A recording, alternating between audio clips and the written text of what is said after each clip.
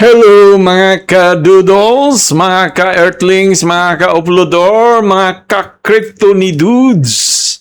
Kumustamos, mi amigos, mi amigas?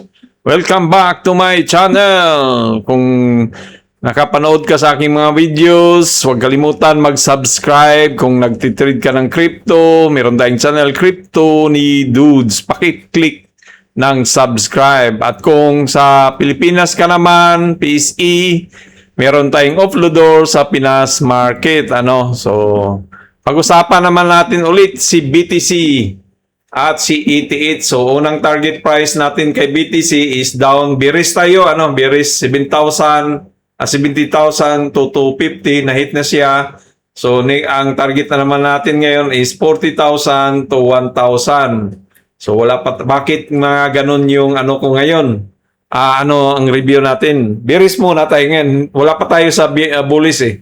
Gagawa pag nag-bullish na yan, bullish na naman tayo Pero hindi tayo nagte-trade, wala tayong hawak nito kay BTC. So last nating review na nasabi natin mag-40 si BTC ay dito yan, sinundan lang parang sinundan yung natin pattern ginawang araw na magganon-ganon Kasi may resistant yan, may bounce, magbang, ganon-ganon. So ang target price natin is 40. Bakit kamo? Dahil bearish ang pananaw natin kay BTC. Gumawa kasi siya ng bearish flag Baliktad bearish flag yan Kasi ang bullish flag, ganyan yung bullish flag, ganyan. Tapos ganyan. Tapos meron kang dito sa trend line sa baba naman. So, yun yung bullish flag. Pero ang ginawa niya is baliktad. Ganyan siya. Tapos, nag-plug siya. So, pababa ang plug. Dahil kamo, ginawa lang niyang mirror tong sa kabila, Itong kabila, upward direction yan, pataas. Ngayon, gumawa siya ng downward direction naman. So, dati nag-try tayong mag-trade dito sa 93. Panay bagsak naman siya. So, lumabas ako. Umulit ako dito sa 73, panay bagsak pa rin, lumabas ako. Sa ngayon, wala na tayong hawak nito kay Bitcoin o sa mga crypto na kahit anong crypto, So, tumigil muna tayo sa crypto, saka na lang pag humupa na yan. Bakit kamo bagsak-bagsak si crypto? Alam niyo ba yung Clarity Act na ginawang batas ngayon gagawin sa US? Dahil di ba ang US is gusto na maging reserve, sila yung kauna-unahang bansa.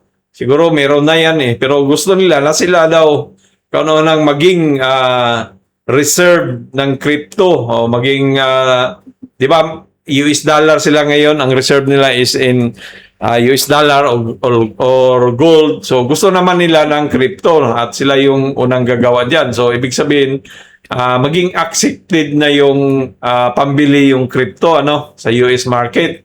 So pag nangyari yan, marami ng bansa naman gagaya kasi ganun lang naman yan palo to palo lang So kaya tayo nag-umpisa na tayong matuto mag-trade sa US sa Bitcoin o mag-chart, mag-review dahil doon patungo tong Bitcoin na darating na maging legal na siya na gamitin ang Bitcoin o crypto na mga alter coins din na iba. So, pero sa ngayon, bagsak muna tayo. Bakit kamo? Dahil nga yung Clarity Act.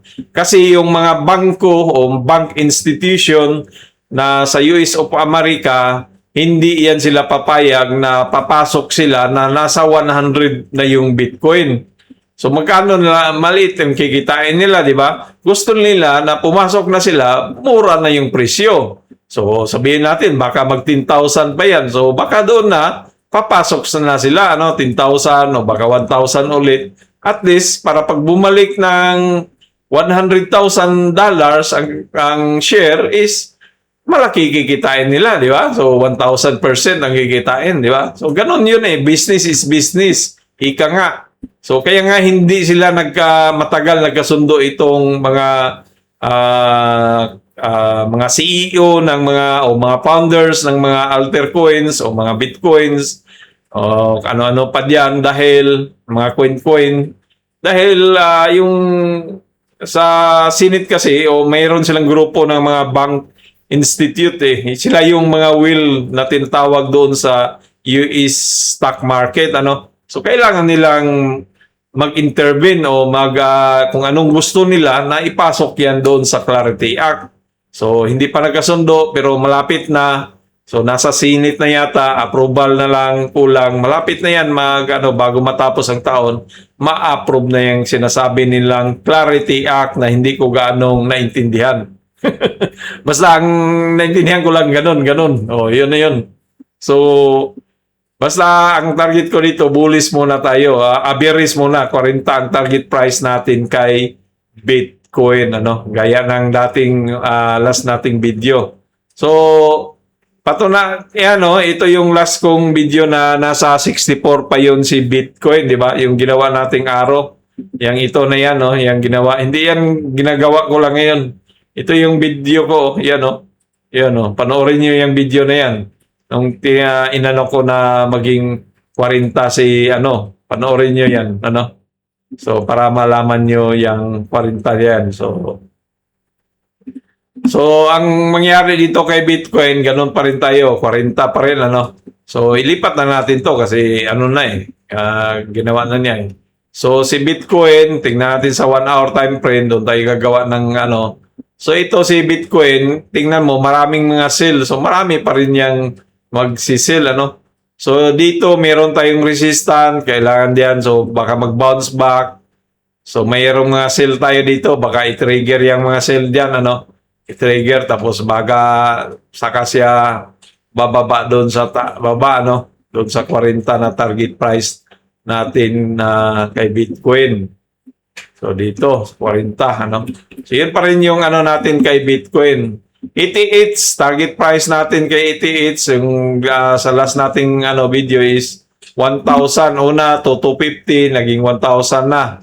Target natin. Kasi parehas lang naman tong galawan nila Gumawa din sila ng mga bearish flag Parehas lang ginawa ni Bitcoin. So, hindi tayo magtagal dito kay ETH. So, yun pa rin yun. Ang natin is 1,000 target kasi gagawa siya ng bullish flag. Ilipat na natin tong bullish flag. Diyan na siya na banda, So, diyan yung gagawin niya. So, sa ngayon, magganon-ganon lang din. Parehas lang yung gagawin ni Bitcoin, ginawa ni Bitcoin gagawin niya. Kasi kopyahan lang naman yan. Parehas lang yan sila na kanilang takbo. So, bearish muna tayo nito. Saka na tayo papasok pag nagkaanuhan na yung Clarity Act na yan. At least, pag doon tayo papasok at babalik ito sa kanyang presyo na 4,000 is malaki yung kikitain natin.